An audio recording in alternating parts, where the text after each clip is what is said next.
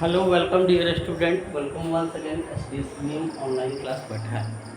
Online class में student आज हम लोग क्लास 9 का टिश्यू चैप्टर चल रहा है और इस चैप्टर में हम लोगों ने बेसिकली कनेक्टिव टिश्यू के बारे में अध्ययन कर रहे हैं हम लोग। और आज हम लोग कनेक्टिव टिश्यू प्रॉपर के हिसाब से जो 4 भागों में कल बताए थे बांटा गया था, आज उन 4 भागों के विषय में विस्तृत रूप से पढ़ेंगे। इसमें areolar, adipose, tendon and ligament, इन 4 चीज़ों के बारे में आज हम लोग विस्तृत रूप से पढ़ेंगे। पहला है student areolar. Areolar tissue is the basic and most widely distributed connective tissue. पूरी तरह से डिस्ट्रीब्यूटेड है, और पूरा वाइडली पूरा फैला हुआ है। तो this have in a matrix contain 4 type of cell. 4 तरह के सेल पाए जाते हैं इसके अंदर में, एंड 2 टाइप्स ऑफ फाइबर, और 2 तरह के फाइबर पाए जाते हैं। 4 तरह के सेल पाए जाते हैं, 2 तरह के फाइबर पाए जाते हैं। स्टूडेंट याद रखेंगे इस बात को और वीडियो को रोक करके पढ़ेंगे। जो स्टार्च सेल्ड सेल है उसको फिब्रोसाइट्स बोलते हैं। लार्ज एम्यूबॉइड सेल को हिस्टोसाइट्स, और साथ में मैस्ट सेल, ये सब पाए जाते हैं।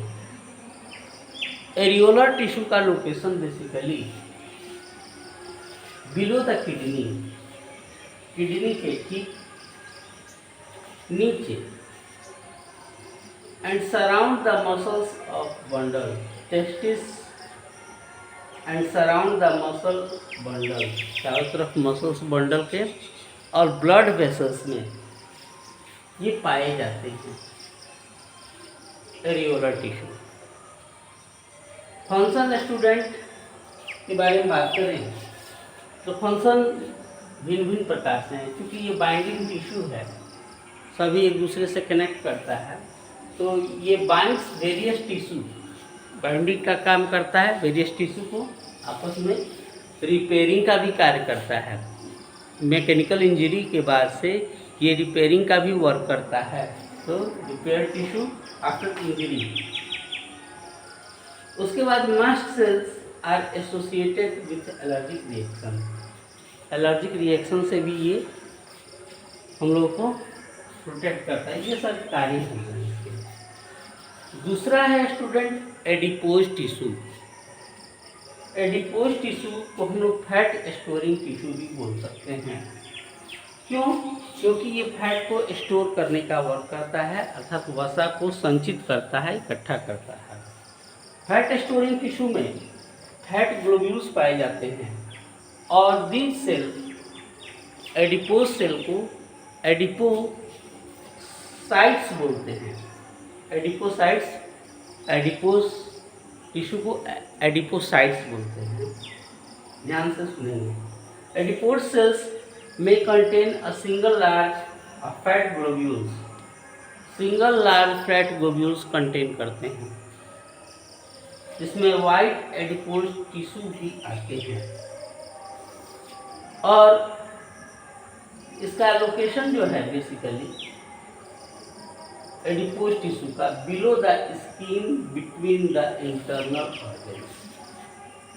क्योंकि ये फैट स्टोरिंग है, इसीलिए बिलो द स्किन पाया जाता है, और बिलो द स्किन पाए जाने के चलते फैट को स्टोर करता है। ब्लड वेसल्स के अराउंड भी पाया जाता है, और किडनी के अराउंड भी पाया जाता है। बोन मैरो में भी ये पाया जाता है। ये तो बात हो गई लोकेशन के लिए। फंक्शन में storage, insulation, body counters. Storage क्या करेगा? तो फैट ग्लोब्यूल्स को स्टोर करेगा, पहली बात। इंसुलेशन में इंसुलेटर का वर्क करता है, जिससे ठंडी से अर्थात विंटर सीजन में ये एडिपोज टिश्यू हमारे लिए हेल्प करता है बॉडी को वार्म करने में, इसीलिए इसको इंसुलेशन कहेंगे, ठंडी से बचाता है। अब है body controls provide shape to the body, body को शेप प्रोवाइड करता है, बॉडी काउंटर्स के अंतर्गत बॉडी को शेप प्रोवाइड करता है।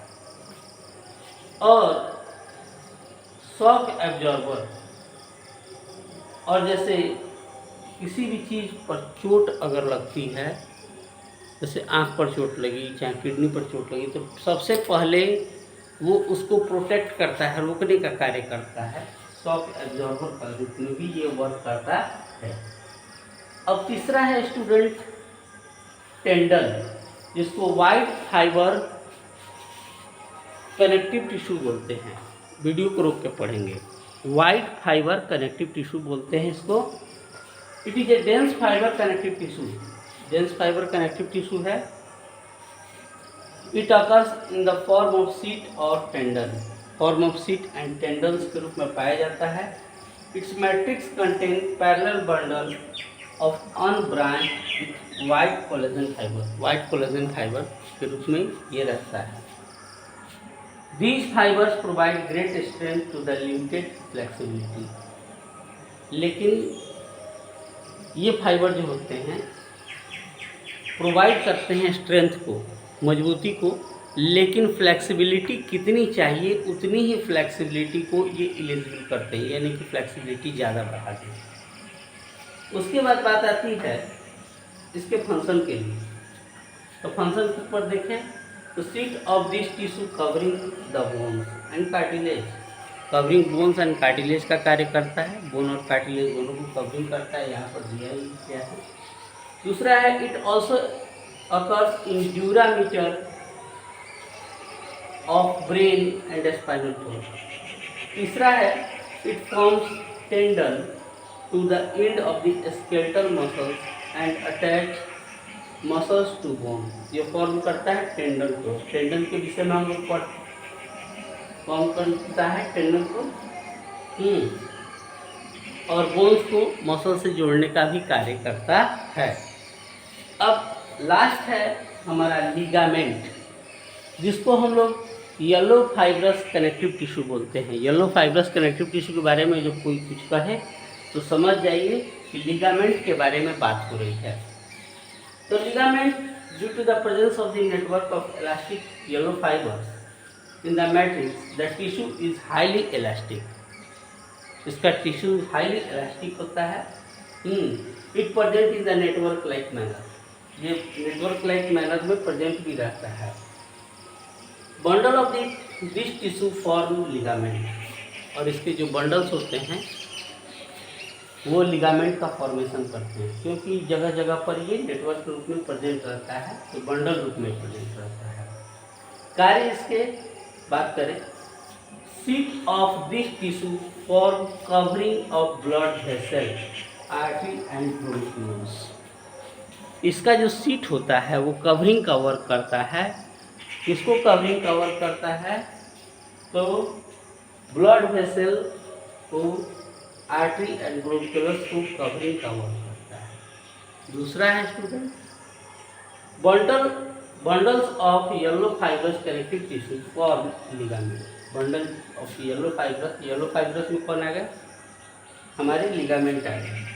Covering bundle of yellow fibrous connective tissue form ligament, these attach bone to each other of the joints. जितना भी हमारा ज्वाइंट है वो सब एक दूसरे से जोड़ने का वर्क करता है। जैसे हमारे घुटने में, तो घुटने में ये जोड़ने का वर्क करता है। इलास्टिसिटी होने के चलते ये रोटेशनल मूवमेंट में बोन को हेल्प करता है, लेकिन इंजरी होने पर, तनाव होने पर, चोट लगने पर स्प्रेन आ जाता है उसमें। तो ये बात थी आज के लिए। अगले वीडियो में हम लोग कार्टिलेज और बोन के विषय में पढ़ेंगे। Thanks, have a nice day.